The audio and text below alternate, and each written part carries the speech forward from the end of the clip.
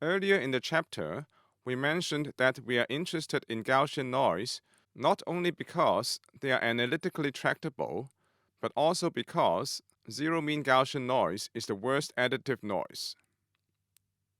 In this section, we discuss why the zero-mean Gaussian noise is the worst additive noise. What does it mean by worst additive noise? We will show that in terms of the capacity of the system, the zero-mean Gaussian noise is the worst additive noise given that the noise vector has a fixed correlation matrix. That is, the zero-mean Gaussian noise always gives the minimum capacity. In other words, those capacity results that we have obtained for the zero-mean Gaussian noise can be regarded as the worst-case results. For the scalar case, when we fix the correlation matrix, it is equivalent to fixing the power of the noise process.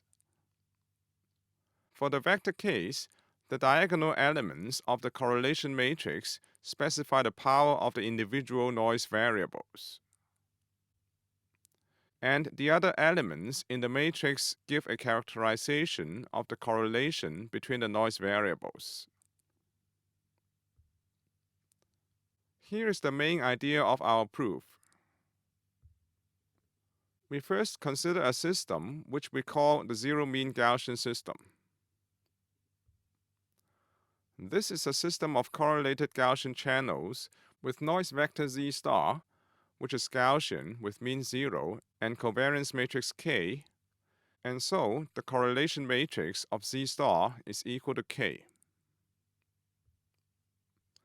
Let C star be the capacity of the system. Let X star be the zero-mean Gaussian input that achieves the capacity.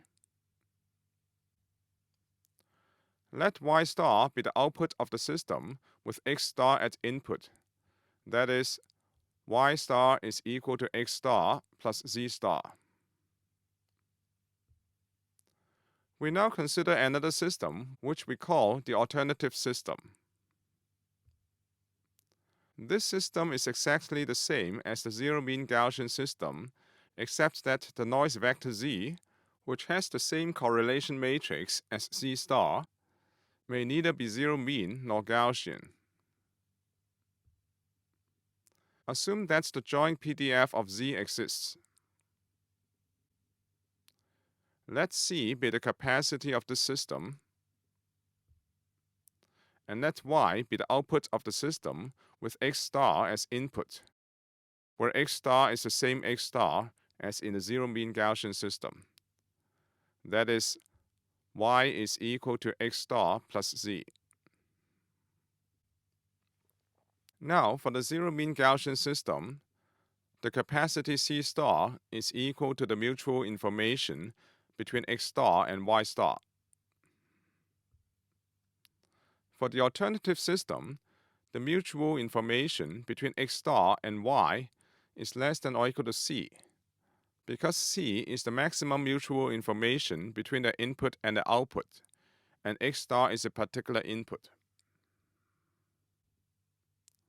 We will show that Ix star Y star, that is, the mutual information between the input and the output of the zero-mean Gaussian system with X star as input, is always less than or equal to Ix star Y, that is, the mutual information between the input and the output of the alternative system with X star as the input.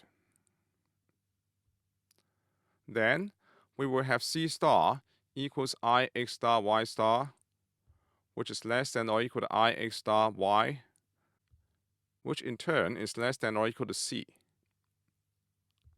And so, we obtain C star is less than or equal to C.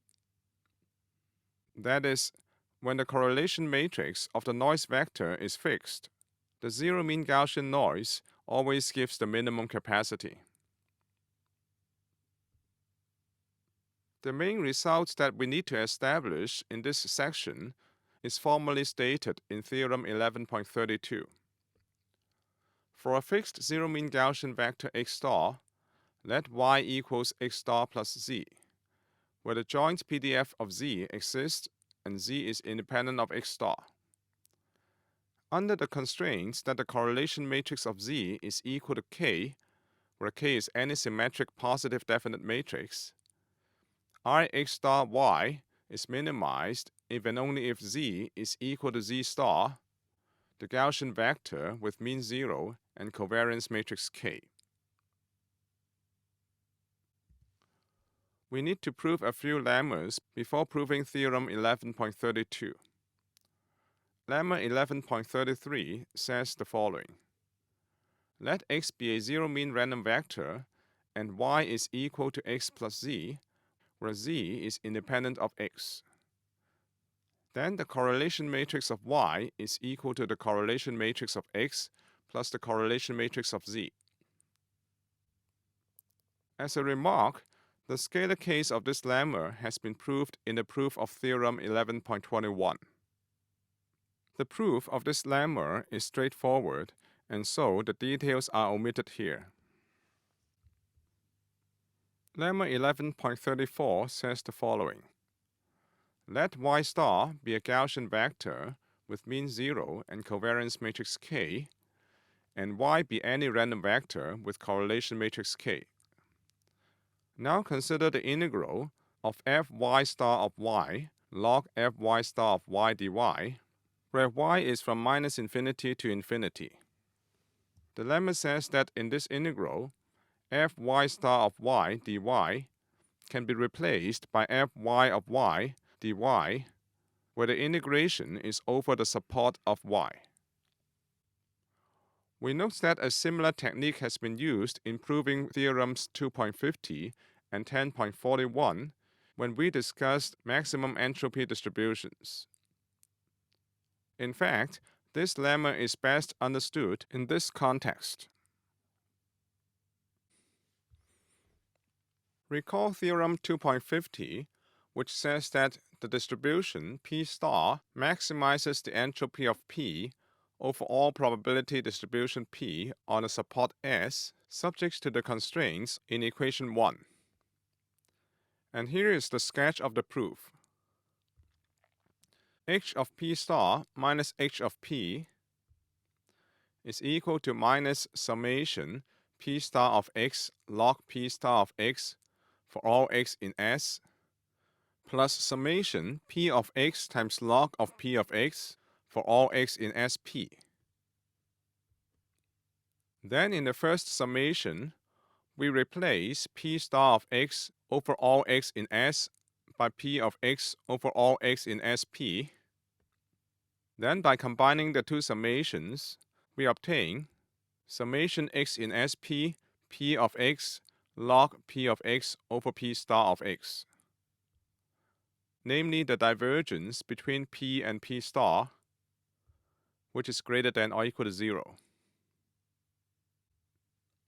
Note that in the above proof, the key step is to establish that summation P star of X log P star of X over all X in S is equal to summation P of X log P star of X over all X in SP.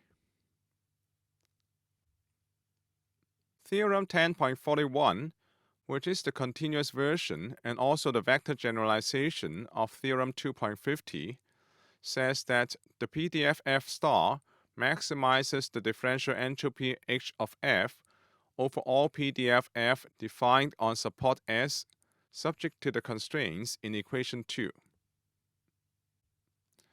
Again, the key step is to establish that the integral of F star of X log F star of X dx over the support S is equal to the integral F of X times log of F star of X dx over the support SF. We also recall theorem 10.45, which says that for a given correlation matrix K tilde, the zero-mean Gaussian vector maximizes the differential entropy. Then, in light of theorem 10.45, we see that lemma 11.34 is actually a special case of equation 3. We now prove a very useful result called the data processing inequality for informational divergence. Let x, x prime, y, and y prime be real random variables such that the joint density functions fxy and fx prime y prime exists, and the conditional density functions fy given x and fy prime given x prime are equal. Then the divergence between fx and fx prime is greater than or equal to the divergence between fy and fy prime. The proof of this result is left as an exercise. The interpretation of this result is the following. Consider passing random variable x through the channel fy given x to obtain random variable y, and passing random variable x prime through the same channel to obtain random variable y prime. Then the theorem says that the divergence between fx and fx prime is greater than or equal to the divergence between fy and fy prime. We now prove theorem 11.32. First, recall that y star is equal to x star plus z star, and y is equal to x star plus z. Since z star has zero mean, both the correlation matrix and the covariance matrix are equal to k. Therefore, z star and z have the same correlation matrix. By noting that x star has zero mean, we apply lemma 11.33 to see that y star and y have the same correlation matrix. Then the theorem is proved by considering I x star y star minus I x star y. This can be written as h of y star minus h of z star minus h of y plus h of z. In the next step, we write all these differential entropies in integrals. Specifically, h of y star becomes this, minus h of z star becomes this, minus h of y becomes this, and h of z becomes this. We now invoke lemma 11.34. In the first integral, we replace fy star of y by fy of y, noting that Sy, the support of y, is equal to the set of real numbers because x star is a Gaussian random vector. Similarly, in the second integral, we replace fz star of z by fz of z. Then, by combining the first integral and the third integral, we obtain the integral of log of fy of y divided by fy star of y times fy of y dy. And by combining the second integral and the fourth integral, we obtain minus integral log of fz of z divided by fz star of z times fz of z dz, where the integration is over sz. Now the first integral is equal to the divergence between fy and fy star, and the second integral is equal to the divergence between fz and fz star. To complete the proof, we will apply the data processing inequality for informational divergence. To do this, we first recall the relation y equals x star plus z, but here we regard z as the channel input and the addition of x star to z as the channel. Thus y is obtained by passing z through the channel that adds x star to the input of the channel. Likewise, we pass z star through the same channel to obtain y star. Then, by the data processing inequality for informational divergence, the divergence between fy and fy star is always less than or equal to the divergence between Fz and Fz star. Therefore, we have shown that the mutual information between X star and Y star is always less than the mutual information between X star and Y. This completes the proof of the theorem.